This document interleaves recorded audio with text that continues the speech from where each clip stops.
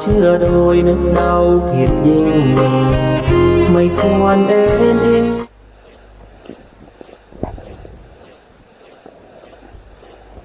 พุทธัง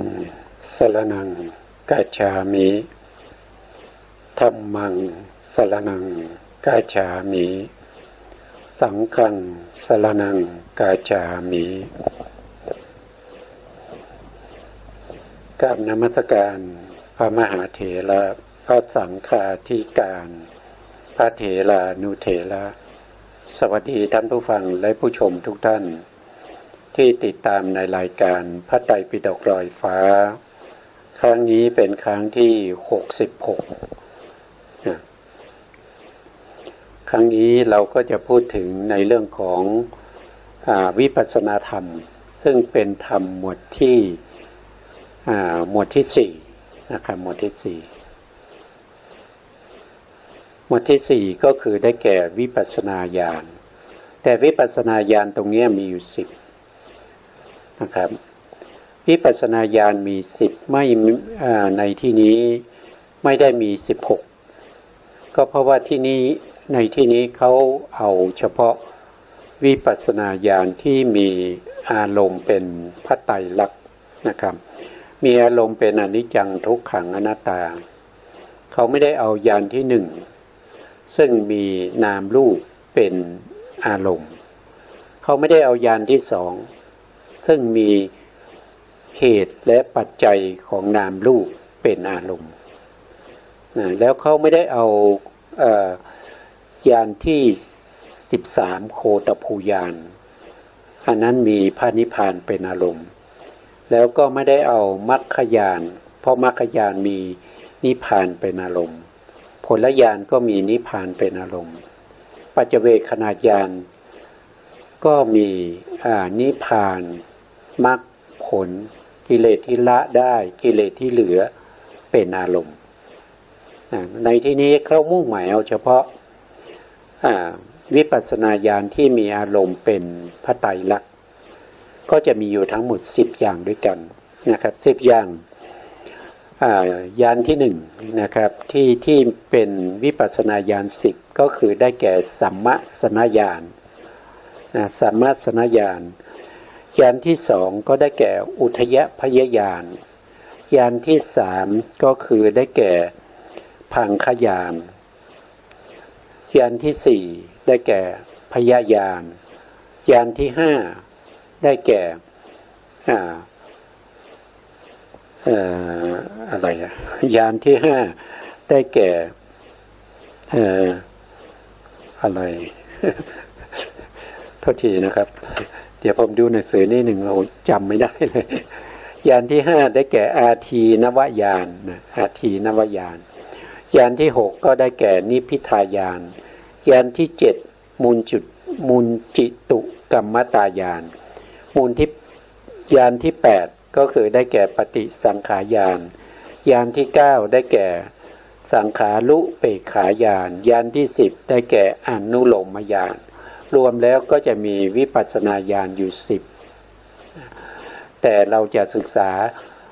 ทั้ง16เลยนะครับทั้ง16เลยเรามาดูสไลด์ต่อไปนะ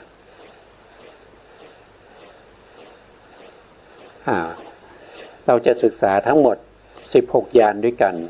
นะท่านบอกว่าวิปัสสนาญาณ16ปัญญาหรือญาณในวิปัสสนาญาณกับปัญญาก็คืออันเดียวกันนะครับก็คืออันเดียวกันก็คือปัญญาเจตสิกนั่นเองปัญญาที่นับเข้าวิปัสสนาหรือที่จัดเป็นวิปัสสนาญาณคือเป็นความรู้ที่เกิดขึ้นโดยการเห็นแจ้งและก็เข้าใจสภาวะของสิ่งทั้งหลายตามความเป็นจริงหนึ่งก็คือได้แก่นามรูปปริเฉทญาณปัญญากำหนดรู้รอบเห็นรูปนามตามสภาวะที่แท้จริงโดยการกำหนดรอบรู้ลักษณะ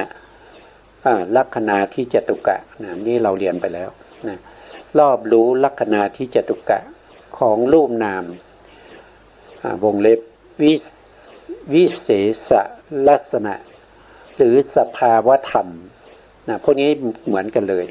นะครับวิเศษลักษณะสภาวธรรมนี่ก็คืออันเดียวกันนะรู้กิจกิจก็จะเป็นกิจลดกิจลดหรือว่าเป็นหน้าที่นะครับหรือบางที่ก็อาจจะมีสัมปติลดด้วยนะสัมปติลดก็คือความสมบูรณ์ของสภาวธรรมหรือความถึงพร้อมด้วยคุณสมบัตินะสัมปติลดเนี่ยส่วนมากก็ไม่ได้พูดถึงนะครับบางอย่างก็มีบางอย่างก็ไม่ลึกน่าจะไม่มีน่าจะไม่ครบนะครับหรือเพราะฉะนั้นท่านก็ไม่ได้พูดถึงนะท่านจะพูดถึงแต่กิจลดหรือหน้าที่เท่านั้นเองทั้งนี้ทั้งที่เป็นประเภทที่เป็นสมถญาณิกะก็ได้สมถญาณิกะก็คือหมายถึงว่าบุคคลที่เจริญสมาธิมาก่อน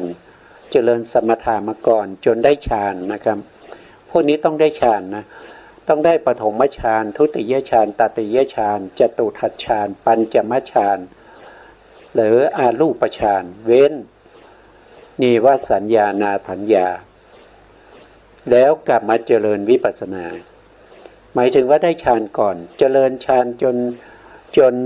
จนได้อัปปนาฌานแล้วก็ออกจากฌานแล้วก็มาเจริญวิปัสสนาเหล่านี้เราจะเรียกว่าเป็นสมถญาณิกะนะเป็นบุคคลที่เจริญสมถะมาก่อนนะ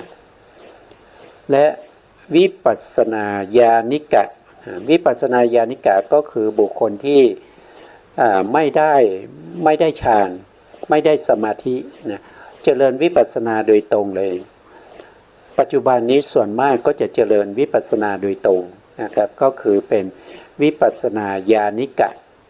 วิปัสสนาญาณิกะเจริญวิปัสสนาโดยตรงเลยมากำหนดรู้รูปนามตามความเป็นจริง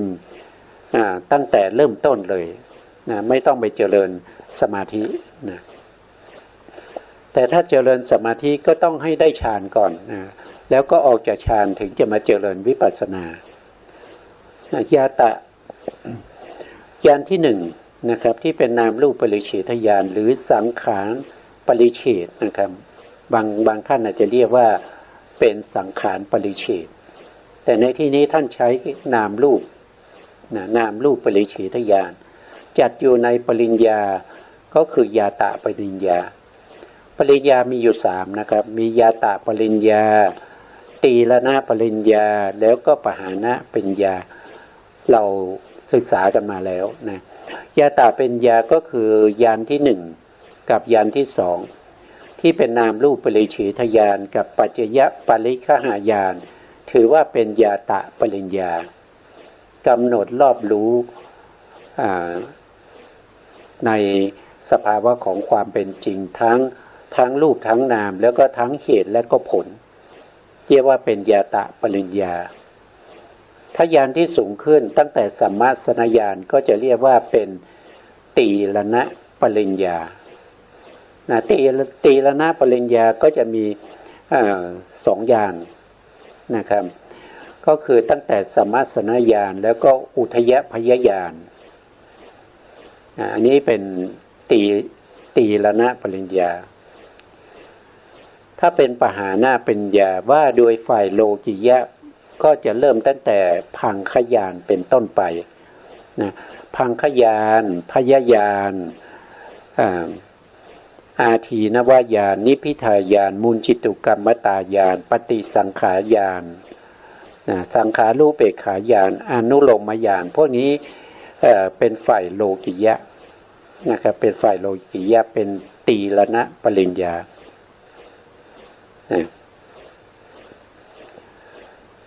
ขอโทษทีเป็นปหานะปริญญานะครับตีรณะปริญญาก็คือญาณที่2ญาณที่3กับญาณที่4นั่นก็คือได้แก่สัมมาสนญาณและก็อุทยพยญาณเป็นตีรณะว่าไปก็ช่างงนะครับ ยาตาปัญญาก็คือสองญาณแรกนะก็คือญาณที่หนึ่งนามรูปปริเฉทญาณกับปัจจยปริฆหญาณเรียกว่ายาตาปริญญาแล้วอีกสองญาณต่อไปก็คือสัมมัสสนญาณแล้วก็อุทยพยญาณเรียกว่าตีรณปริญญานะแล้วก็ต่อจากอุทยพยญาณก็เป็นพังคญาณตั้งแต่พังคญาณขึ้นไปจนถึงอนุโลมญาณก็เรียกว่าเป็นตีรณะก็โทษทีผมพูดซ้ำปหานะปริญญาซึ่งเป็นฝ่ายโลกิยะ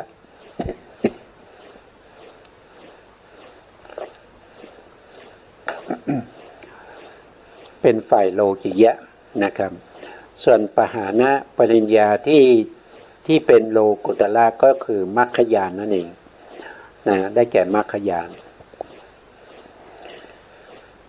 ต่อไปก็จะเป็นญาณที่สองญาณที่สองก็คือได้แก่ปัจจยปริฆหญาณปัญญาที่กำหนดรอบรู้ปัจจัยของนามรูปตามความเป็นจริงเห็นปัจจัยนะครับตรงนี้เป็นปัจจัยเป็นเหตุเป็นปัจจัยนะครับของนามรูปตามความเป็นจริงทั้งในนามและรูปว่าล้วนแต่เกิดแต่เหตุปัจจัยทั้งหลายมีอวิชชาตัณหาอุปทานกรรมอาหารผัสสะมนสิการโยนิโสมนสิการหรืออโยนิโสมนสิการภวังคจิตพวกนี้เป็นต้นนะครับเป็นต้นจริงๆมีมากกว่านี้อีกนะตามในแห่งอภิธรรมนะตามในแห่งอภิธรรม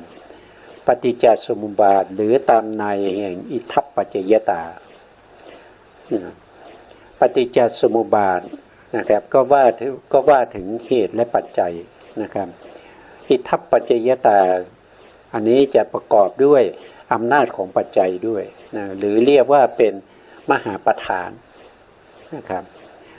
อย่างเช่นอวิชชาเป็นปัจจัยให้เกิดสังขารเนี่ยอวิชชาเป็นปัจจัยให้เกิดสังขารด้วยอำนาจปัจจัยเท่าไหร่อย่างน้อยก็จะมีเหตุปัจจัยใช่ไหมเหตุปัจจัยแล้วก็เหตุปัจจัยอานันตระปัจจัยสมานันตระปัจจัยปัจฉาชาตาปัจจัยอะไรพวกนี้ที่เกี่ยวข้องเป็นอำนาจที่ทำให้เหตุกลายเป็นผลนะเหตุอยู่ๆเนี่ยจะเป็นผลไม่ได้จะต้องมีอำนาจปัจจัยที่มาเกี่ยวข้องที่เราเรียกว่าเป็นสันติอำนาจปัจจัยที่ทำให้เหตุกลายเป็นผลอวิชชาเป็นปัจจัยให้เกิดสังขารถ้าเราพูดอย่างนี้เนี่ยเราก็มองไม่เห็นแต่ถ้าเรากระจัดกระจายด้วยอำนาจของปัจจัยเราก็จะเห็นว่าอวิชชานี้ก็คืออะไรอวิชชาก็คือเหตุใช่ไหมครับคือเหตุก็คือโมหะเหตุโมหะเหตุก็คือความไม่รู้ความไม่รู้ที่เป็นเหตุเป็นโมหะเหตุให้เกิดอันนี้ก็เป็นเหตุเป็นอำนาจของเหตุปัจจัยทำให้เกิดเป็นผลนั้นได้แก่สังขารถ้าสังขารกับอวิชชาที่เกิดร่วมกันในสัมปยุตตธรรมเราก็จะเรียกว่าเป็นสหชาตะสาชาตานิสยะสาชาตทิสาชาตาวิคตะนอกจากนั้นยังอาศัยซึ่งกันและกันเพราะเขาเกิดร่วมกันก็จะเป็นอัญญมัญญาด้วยอุปาณิเป็นนิสยะด้วยสาชาตานิสยะนั่นคืออำนาจของปัจจัยผู้ที่ไม่ได้เรียนมาก็คงจะไม่เข้าใจนะครับแต่ฟังไว้แค่นั้นนะครับเพราะว่าเกี่ยวข้องกันนะอยู่ๆเนี่ยเหตุเนี่ยจะกลายเป็นผลเนี่ยมันกลายไปไม่ได้ถ้าไม่มีอำนาจปัจจัยมาเกี่ยวข้อง อำนาจปัจจัยเป็นตัวที่ทำให้เหตุนั้นกลายเป็นผลนะครับอย่างเช่นเราทำกรรมอย่างเงี้ยเราทำกรรมผลของกรรมที่จะให้ผลเนี่ยก็ต้องเกี่ยวข้องด้วยอำนาจปัจจัยนะมีกรรมก็จะมีทั้งที่เป็นสาชาตกรรมใช่ไหมแล้วก็นานาคณิกากรรมอย่างเงี้ยก็เกี่ยวข้องกับเรื่องของกรรมเรื่องของปัจจัยที่มาเกี่ยวข้องพูดไปก็ท่านที่ไม่ได้เรียนก็คงจะเข้าใจยากอยู่นะครับท่านบอกว่ามีอวิชชาอวิชชาก็คือความไม่รู้คือโมหะเจตสิกนะโมหะเจตสิกนี่เป็นองค์ธรรมอันนี้ว่าโดยตรงๆนะครับว่าโดยตรงๆแต่ถ้าเราพูดโดยสามัญทั่วไปเนี่ยอวิชชาเนี่ยก็ยังหมายถึงกุศลก็ได้นะครับเพราะเราอวิชชาเนี่ยเป็นเหตุเป็นปัจจัยให้เราทำกรรมที่ทำไปแล้วเช่นบุญญาภิสังขารอย่างเงี้ยบุญญาภิสังขารนี่ก็คือมหากุศลนะมหากุศลที่ประกอบด้วยตัวเจตนาที่อยู่ในมหากุศลเนี่ยนะก็เป็นผลเพราะความไม่รู้ทำให้เราต้องทำบุญบุญญาภิสังขารบุญญาภิสังขารอาเนญชาภิสังขารอันนี้คือตัวที่เป็นเหตุนะครับนอกจากนั้นยังมีตัณหาตัณหาก็คือความยินดีพอใจเมื่อเราได้เห็นก็ยินดีพอใจในสิ่งที่เราเห็นแล้วก็ชอบใจว่าเราได้เห็นเราได้เห็นก็เป็นอวิชชาเพราะว่าจริงๆแล้วเราไม่มีตัวที่เห็นนั่นคือเขาเรียกว่าเป็นจิตที่เป็นจักขุวิญญาณวิถีทั้งวิถีที่เกิดการเห็นที่มีจักขุวิญญาณเป็นตัวเห็นประจักษ์แจ้งในวิถีนั้นเราเรียกว่าเป็นจักขุทวารวิถีในจักขุทวารวิถีก็จะมีจิตทั้งที่เป็นกิริยาจิตทั้งที่เป็นวิปากจิตทั้งที่เป็นอากุศลจิต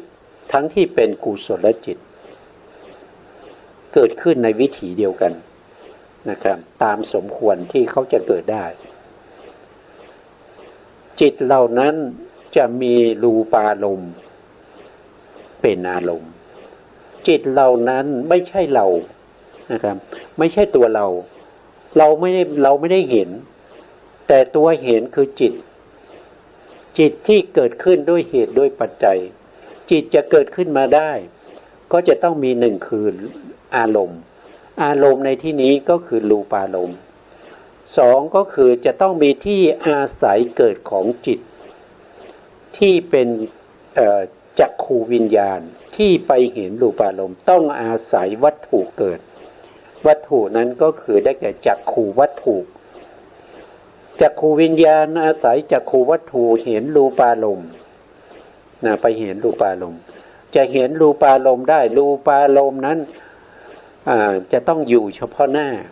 รูปารมณ์ที่อยู่ข้างหลังจะมองไม่เห็นรูปารมณ์นั้นจะต้องอยู่ข้างหน้าแล้วก็ต้องมีแสงสว่างด้วยถ้าไม่มีแสงสว่างจักขุวิญญาณก็เกิดไม่ได้เพราะเวลาจักขุวิญญาณเกิดขึ้นต้องเห็นรูปารมณ์ทีนี้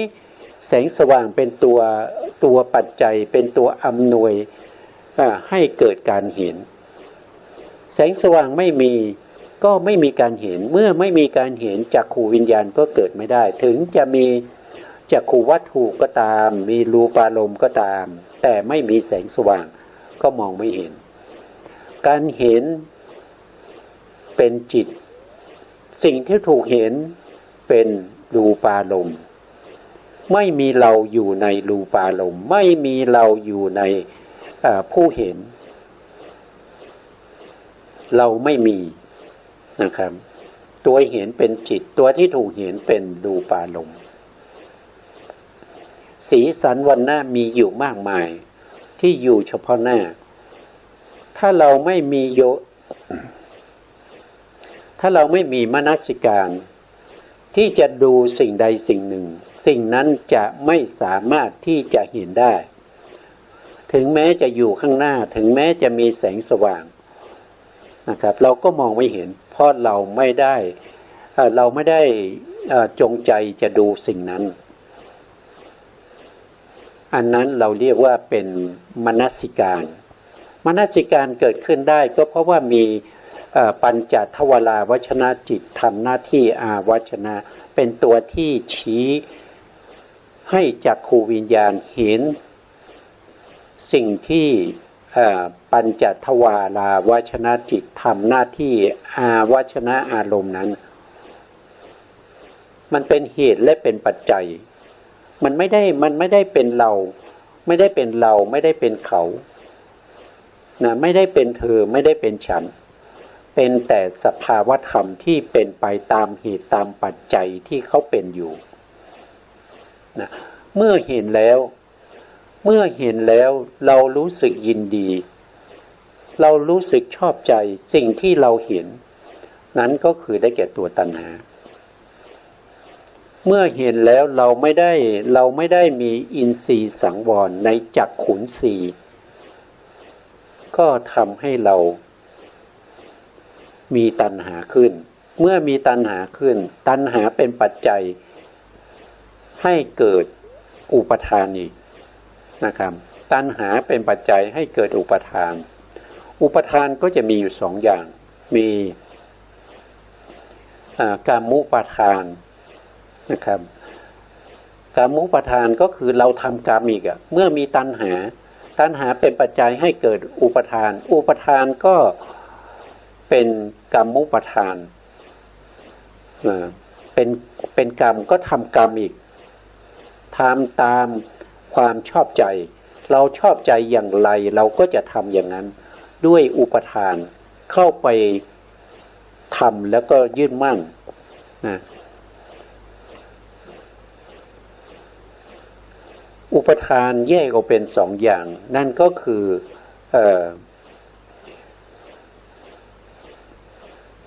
ภาวะนะเขาจริงๆแล้วเขาเป็นอุปทานที่เรียกว่าเดี๋ยวนะครับ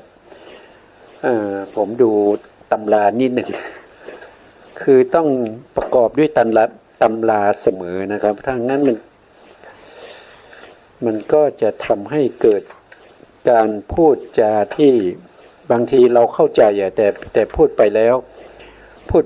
แต่คนอื่นเขาจะไม่เข้าใจนะครับวิญญาณตัณหาอุปทานนะครับอุปทาน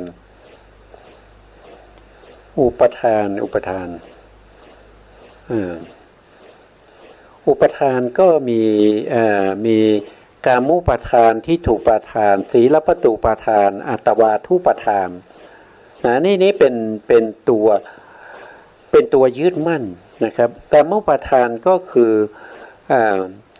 ยึดมั่นในการเห็นนะครับยึดมั่นในการเห็นสีที่เห็นนะเขาเห็นแล้วเขาไม่ได้เห็นสีนะครับตัวจิตเนี่ยเขาเห็นสีแต่เวลาที่เป็นกามุปทานไปแล้วกลายเป็นวัสดุสิ่งของเป็นสัตว์เป็นบุคคลไปแล้วก็เข้าไปยึดมั่นในกามุปทานนั้นว่าเป็นของเรานะครับเป็นของเรานะแล้วที่ถูกประทานก็คือมีความเห็นผิดประกอบด้วยนะครับเห็นเป็นตัวเป็นตนพวกนี้ก็เป็น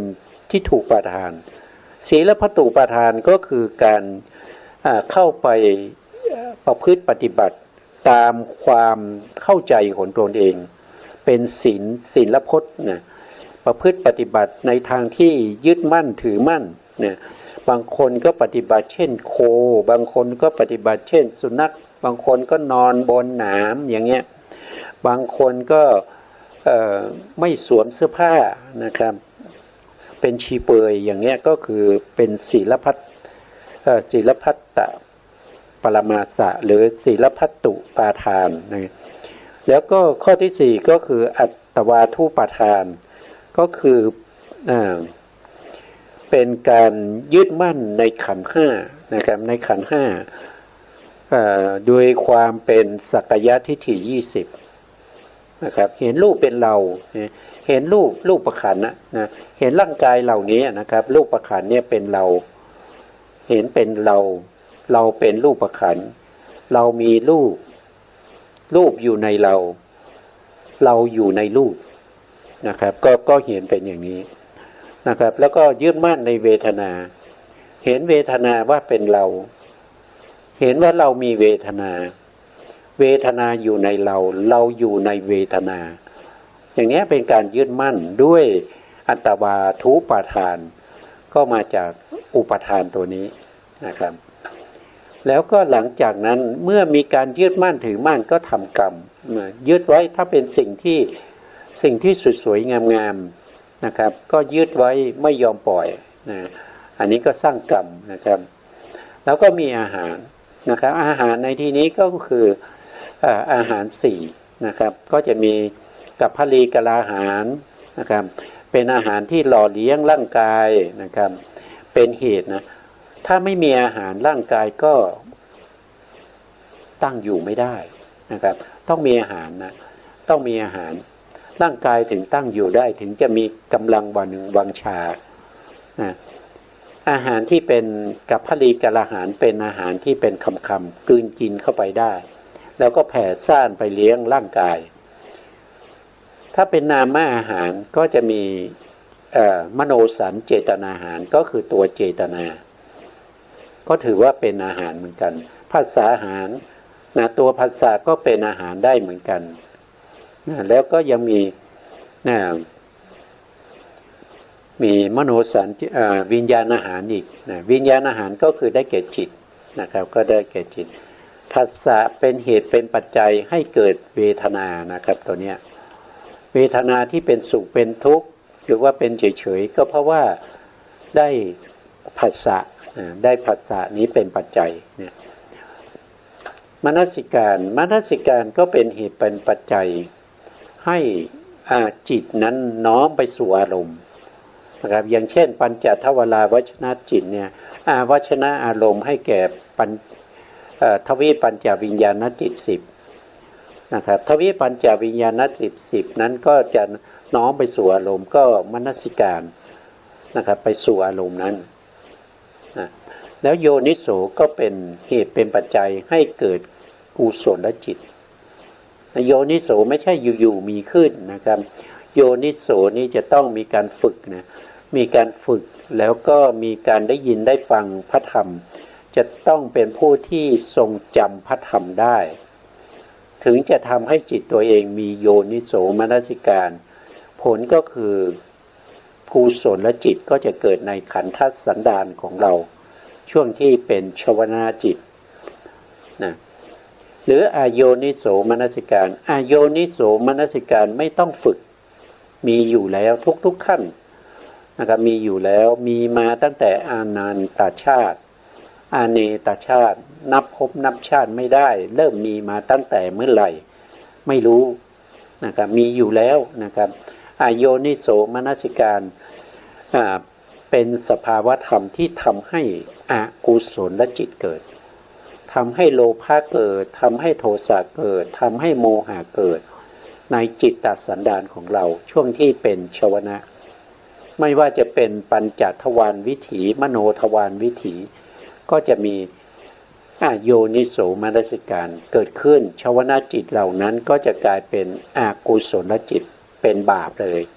ถ้าเป็นโยนิโสมนสิการก็จะเป็นบุญเป็นบุญ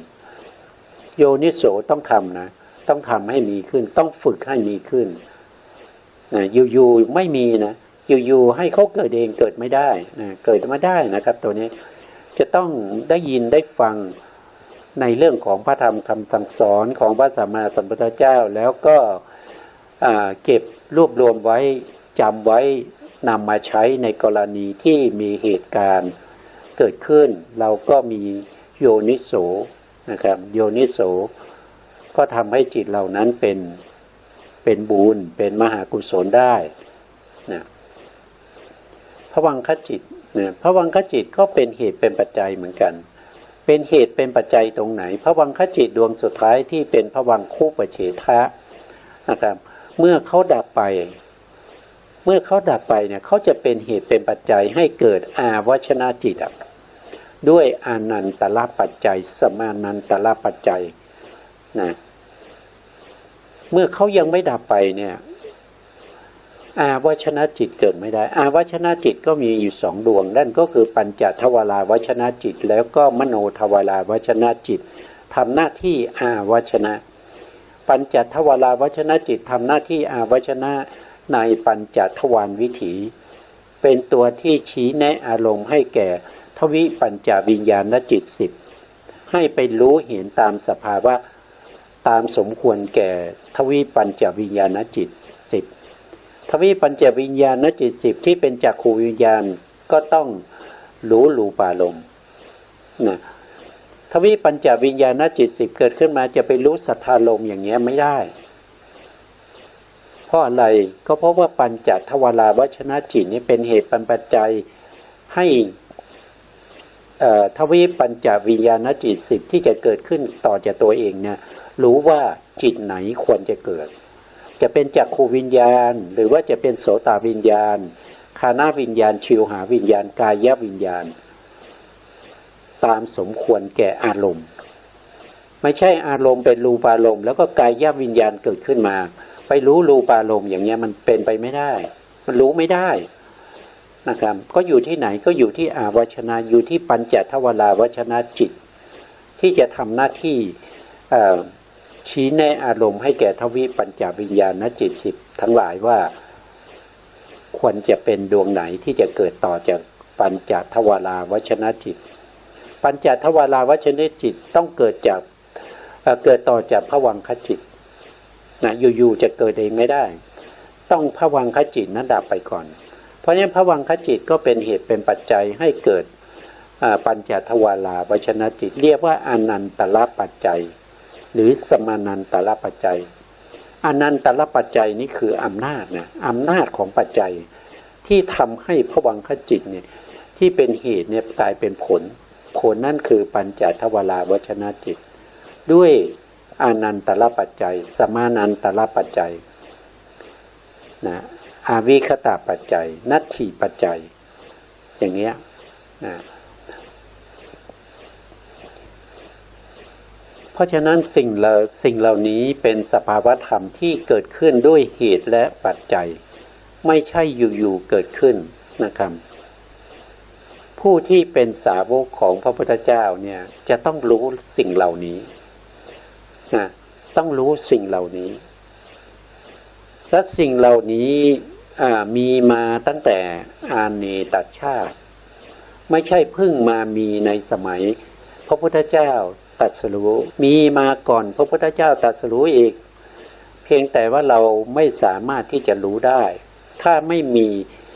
พระสัมมาสัมพุทธเจ้ามาชี้มาแนะมาสั่งมาสอนให้พวกเราได้เข้าใจว่าสิ่งเหล่านี้เขาเป็นอย่างนี้นะเขาเป็นอย่างนี้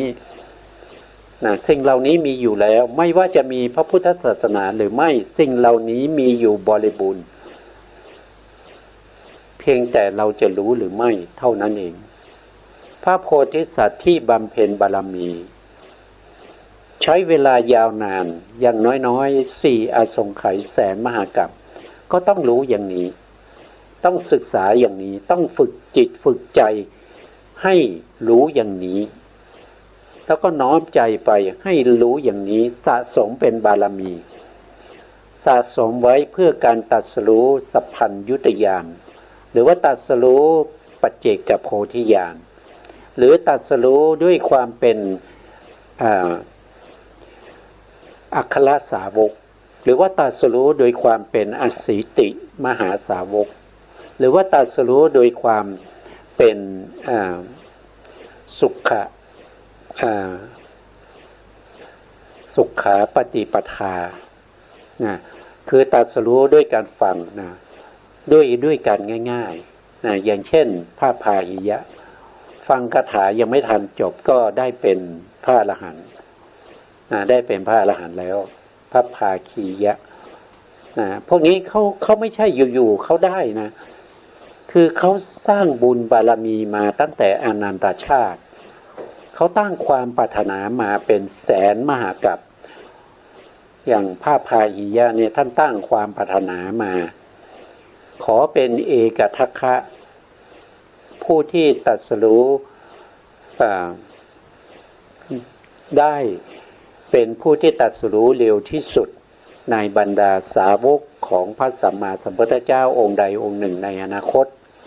ท่านตั้งความปรารถนามาตั้งแต่พระพุทธเจ้าปทุมุตละสัมมาสัมพุทธเจ้านับถอยหลังจากภัตตกัปเราไป100,000 มหากัปอย่างเช่นพระสารีบุตรเนี่ยพระสารีบุตรเนี่ยเดิมทีเนี่ยท่านก็ตั้งความปรารถนามาที่ได้รับพุทธพยากรตอนที่ท่านเป็นสารทดาบทนับจากนี้ไปเป็นระยะเวลาถึง1 อสงไขยกับ100,000 มหากัปขอเป็นอัครสาวกเบื้องขวาผู้มีปัญญามากกว่าสาวกของพระพุทธเจ้าองค์ขอให้ได้เป็นอัครสาวกเบื้องขวาของพระพุทธเจ้าองค์ใดองค์หนึ่งในอนาคตท่านทำมานะไม่ใช่ได้มาเนี่ยได้มาแบบเวียนว่ายตายเกิดแล้วไม่ต้องทำอะไรแล้วก็โชคดีได้ตำแหน่งมาอย่างนี้ไม่มีนะอย่างนี้ไม่มีนะครับอย่างพระราหุลเนี่ยพระราหุลเนี่ยท่านก็ตั้งความปรารถนามา100,000 มหากัป100,000 มหากัปตั้งแต่สมัยพระพุทธเจ้าปทุมุตละนะครับท่านได้ตั้งความปรารถนาจะเป็นพุทธบุตรนะครับของพระพุทธเจ้าองค์ใดองค์หนึ่งในอนาคตข้างหน้า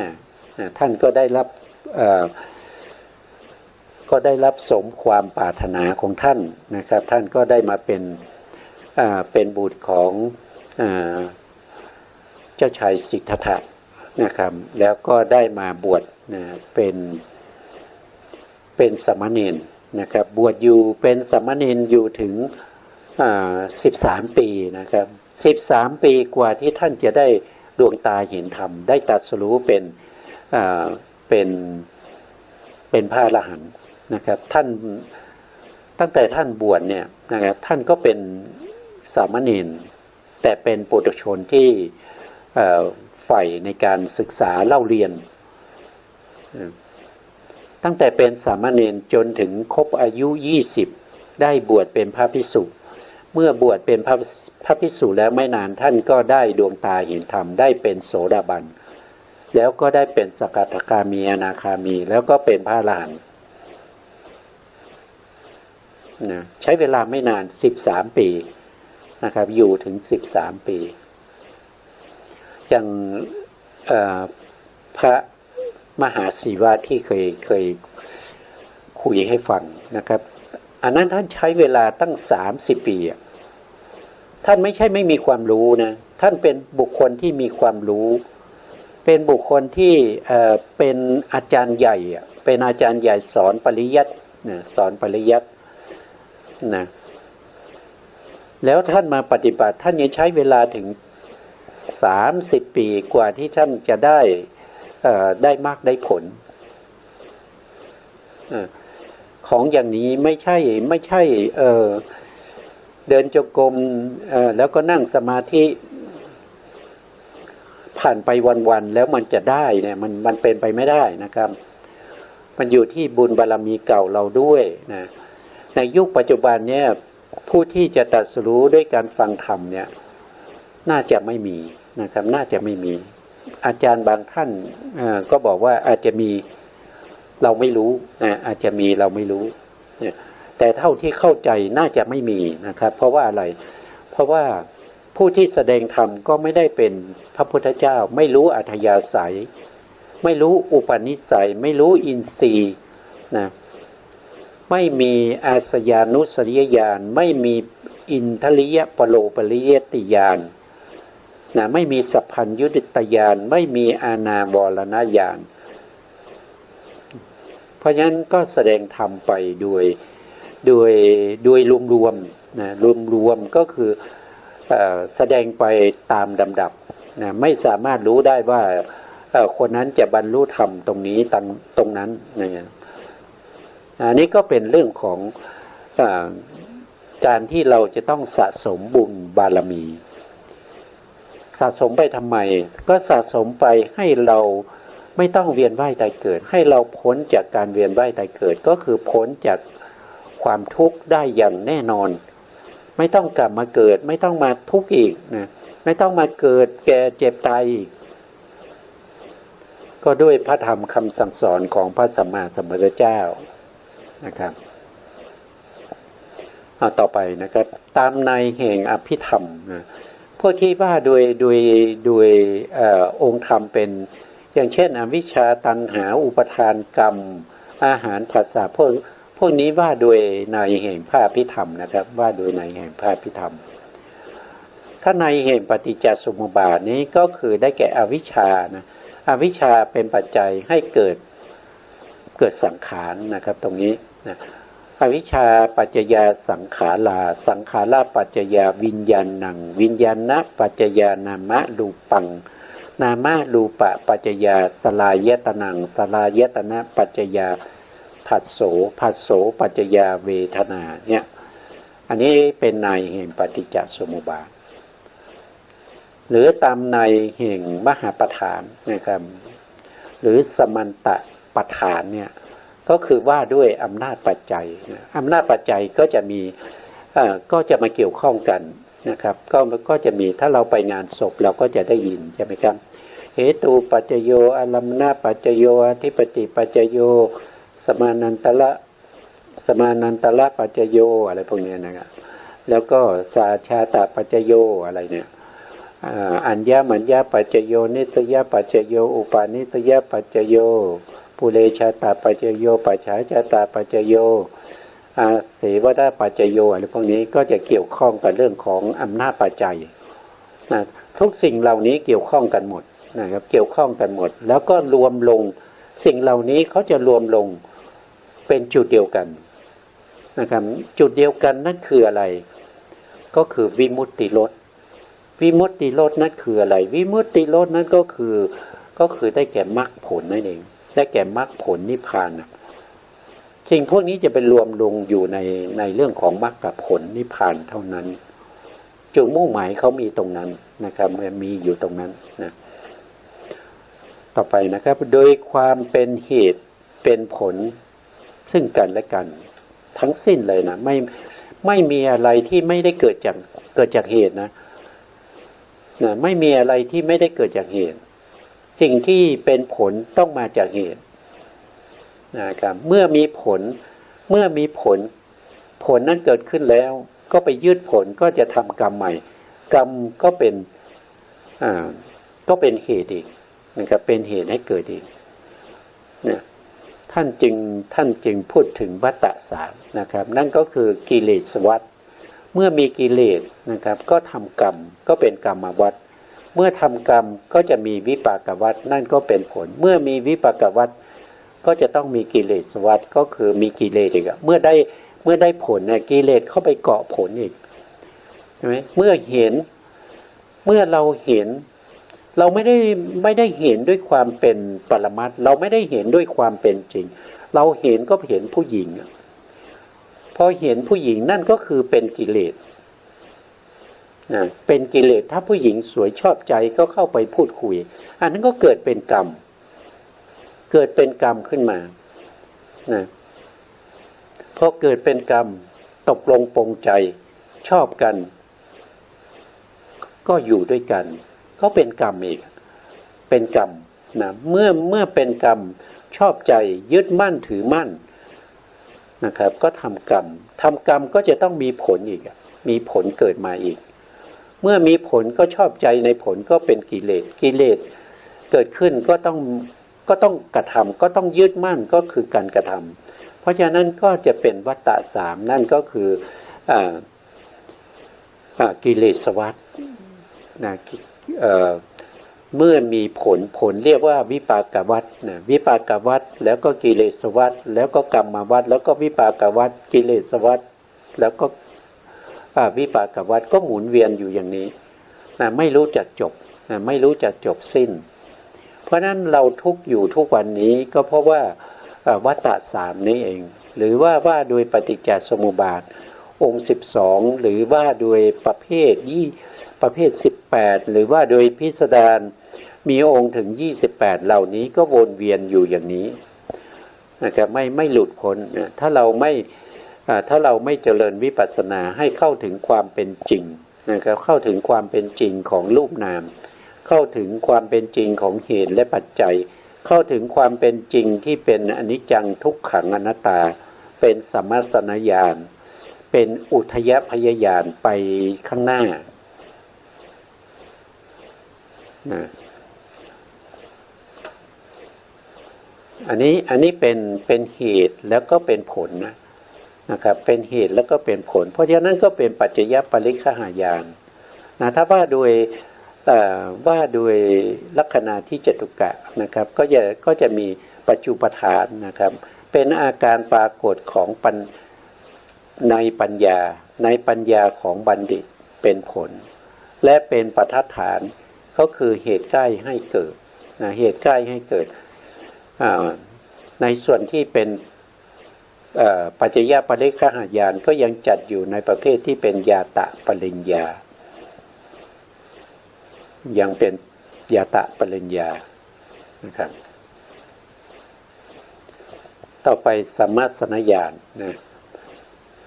สัมมาสนญาณปัญญาที่เห็นความเกิดขึ้นตั้งอยู่ดับไปของรูปนามโดยความเป็นไตรลักษณ์ญาณที่เป็นไปด้วยอำนาจการพิจารณาธรรมมีขันธ์ห้านะครับขันธ์เป็นต้นโดยความเป็นรูปกลาภพิจารณาโดยความเป็นรูปกลาภชื่อว่าสัมมาสนญาณผู้ปฏิบัติวิปัสสนาในสัมมาสนญาณปรารถนาบรรลุมัคคญาณทัศนะอันนี้เป็นวิสุทธิในเบื้องต้นในเบื้องต้นจะต้องในเบื้องต้นต้องทำความเพียรเกี่ยวข้องกับการพิจารณาสภาวธรรมที่เป็นหมวดเป็นกองกาลปะสัมมัสสนะก่อนที่วิปัสสนูปัจกิเลสจะเกิดมีโอภาสแสงสว่างอันนี้คือเขาจะไปเกิดในญาณต่อไปนะครับเนี่ยเกิดในญาณที่เป็นญาณที่สี่ตรงนี้ก่อนท่านบอกว่าก่อนนะครับก่อนที่วิปัสสนูปัจกิเลสจะเกิดมีโอภาสคือแสงสว่างเป็นต้นเกิดขึ้นก็แสดงว่าได้อะไรได้มัคคญาณทัศนวิสุทธิจัดเป็นตีละนะตีละนะก็คือมีพระไตรลักษณ์เป็นอารมณ์นะครับมีพระไตรลักษณ์เป็นอารมณ์พอยังไม่สามารถที่จะประหารเขาเรียกว่าเป็นอารัมมณานุสัยได้นะครับธรรมที่เป็นโลกิยะเนี่ยถ้ายังไม่เข้าถึงโลกุตละนี้ไม่สามารถที่จะประหารอนุสัยที่เราเรียกว่าสันตานานุสัยได้นะที่ประหารได้ก็จะต้องเป็นตั้งแต่พังคญาณไปพังคญาณขึ้นไปที่เป็นโลกิยะที่ประหารเนี่ยเขาประหารเฉพาะอารัมมณานุสัยนะครับสันตานานุสัยเนี่ยประหารไม่ได้สันตานานุสัยจะประหารได้ต่อเมื่อได้มรรคได้มรรค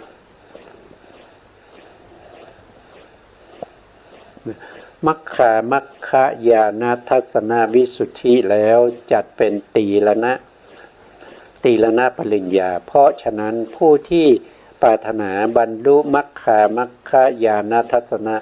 จะต้องทำความเพียรเกี่ยวกับการกำหนดพิจารณาสภาวธรรมที่เป็นหมวดเป็นกองเสียก่อนจัดเป็นตีละนะปริญญานะครับก็สูงกว่าญาณที่สองนะญาณที่สองเป็นญาตะปริญญาอันนี้เป็นตีละนะตีละนะก็คือเห็นพระไตรลักษณ์เห็นพระไตรลักษณ์ ตามที่เราศึกษามาตั้งแต่ต้นเนี่ยเราจะเห็นได้ว่ารูปนามเหล่านี้เนี่ยเขามีความเป็นอนิจจังทุกขังอนัตตาอยู่ในตัวอยู่แล้วใช่ไหมครับตั้งแต่เราเรียนเรื่องของลัคนาที่จตุกะมาเราก็จะเห็นได้ว่าวิถีจิตวิถีหนึ่งเนี่ยอย่างเช่นเราเห็นใช่ไหมครับเราเห็นเนี่ยขณะที่เราเห็นครั้งหนึ่งเนี่ยสิ่งที่เราเห็นนั้นคือรูปารมณ์รูปารมณ์ที่เราเห็นนั้นคือรูปารมณ์ที่มากระทบกับจักขุประสาทผ่านไปหนึ่งขณะเรียกว่าอาติตะภวังค์แล้วทำให้ภวังค์เกิดการหวั่นไหวเป็นคัจจรณะภวังค์คัจจรณะแล้วภวังคูเจตปเฉทะเกิดขึ้นแล้วก็ภวังคูปเฉทะดับไปปัญจทวาราวชนะจิตเกิดขึ้นตัดกระแสภวังค์แต่อารมณ์นั้นยังเป็นรูปารมณ์ที่ของเดิมอยู่แล้วก็วัตถุหรือจักขุประสาทก็เป็นอันเดียวกันอยู่ยังไม่ดับไปยังเป็นปัจจุบันอยู่จักขุวิญญาณอาศัยจักขุวัตถุเกิดขึ้นเห็นรูปารมณ์ก็ยังเป็นรูปารมณ์อยู่ตั้งแต่เดิมกระทบกันแล้วก็จะตั้งอยู่อย่างนี้ไปจนถึงจิตที่เป็นตถาลัมมนะดวงที่สองคือดวงที่17แล้วก็จะดับไปอันนี้คือดับไปรูปารมณ์ที่เราเห็นสีที่เราเห็นเกิดขึ้นที่อุปาทขณะของอาติตาภวังค์แล้วก็ตั้งอยู่ไปดับเอาที่ตถาลัมมนะดวงที่สองที่พังคขณะอันนี้คือเขาเกิดขึ้นแล้วเขาดับไปเราก็จะเห็นได้ว่ามันมีพระไตรลักษณ์อยู่ตรงนี้แหละคือมีการเกิดขึ้นมีการตั้งอยู่เป็นถีติขณะแล้วก็ดับไปแต่ญาณที่เราเป็นนามรูปปริเฉทญาณนั้นยังไม่สามารถที่จะกำหนดได้ถึงความเกิดดับแต่เมื่อนามรูปปริเฉทญาณที่เราเห็นอยู่บ่อยๆเห็นสีเป็นลักษณะอย่างนี้เกิดขึ้นตั้งอยู่ดับไปได้ยินเสียงก็เป็นเกิดขึ้นตั้งอยู่ดับไปได้กลิ่นก็เกิดขึ้นตั้งอยู่ดับไปได้ลิ้มรสก็เกิดขึ้นตั้งอยู่ดับไปกระทบสัมผัสก็เกิดขึ้นตั้งอยู่ดับไปเขาไม่ได้ไปปะปนกันเลยนะครับเกิดขึ้นเป็นส่วนๆเกิดขึ้นเป็นอย่างๆแล้วก็ช่วงระยะเวลาที่สั้นๆมีการเกิดขึ้นดับไปนิดเดียวเองแล้วก็เห็นใหม่รูปารมณ์ที่เห็นครั้งที่สองกับครั้งที่หนึ่งเนี่ยไม่ใช่อันเดียวกันไม่ได้ต่อกันไม่ได้ปนกันไม่ได้ไม่ได้เป็นอันเดียวกันนะครับการเห็นกับการได้ยินก็ไม่ได้เป็นอันเดียวกันเป็นคนละอย่างนะครับในขณะที่เราได้ยินเสียงกับขณะที่เราเห็นนะมันก็คนละขณะนะไม่ใช่เห็นด้วยได้ยินเสียงด้วยไม่ใช่เห็นด้วยได้ยินเสียงด้วยจับสิ่งของด้วยอย่างนี้มันคือเป็นการเห็นผิดอ่ะเป็นแต่ละขณะตามความเป็นจริงเขาเป็นอย่างนั้นถ้าเราเห็นแต่ละขณะอย่างนี้นานๆเนี่ยกำลังของสมาธิเนี่ยจะมีกำลังมากขึ้นใช่ไหมเป็นเข้าถึงความเป็นอุปจารสมาธิก็เกิดเป็นปัญญาก็เข้าไปเห็นสภาวะธรรมเหล่านี้ด้วยการประจักษ์แจ้งตามความเป็นจริงเมื่อเห็นประจักษ์แจ้งตามความเป็นจริงเชี่ยวชาญไปเรื่อยๆก็จะเห็นความเกิดขึ้นตั้งอยู่ดับไปนั่นแสดงว่าเราเข้าถึงญาณที่3สัมมาสนญาณนี้เองเมื่อเราเข้าถึงใหม่ๆในกำลังก็ยังอ่อนอยู่เราก็จะต้องมีการพยายามที่จะทำให้เขามีกำลังมากขึ้นโดยการที่จะพิจารณาเป็นกะลาเพราะสิ่งที่เราเห็นที่เป็นรูปารมณ์เนี่ยเขาเห็นสีก็จริงแต่ในสีนั้นไม่ใช่จะมีเฉพาะสีนะ